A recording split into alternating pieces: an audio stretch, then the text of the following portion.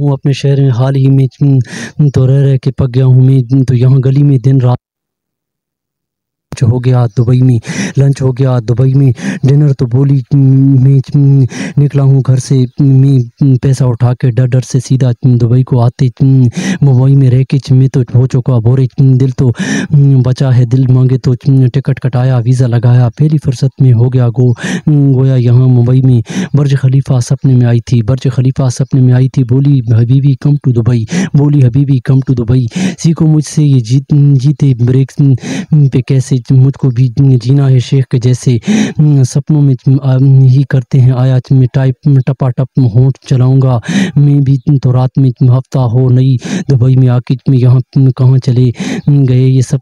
Dubai के खा के छक्के मटन और आया संगम से रिटर्न्स वापस ब्रेक्स में मांगा हुआ अपना रेट्स में जैसे तेरे तो बस की बात मी गुना सरते सरते वैसे किसी से कोई हाथ नहीं है।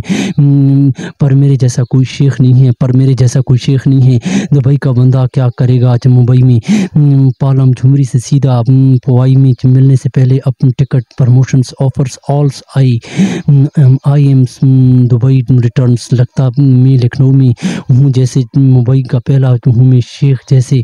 धक्का मुकी नहीं लफ्दी नहीं पसीना। Oh my God it's so dirts hairs. Dubai कितना सब क्लीन मिला।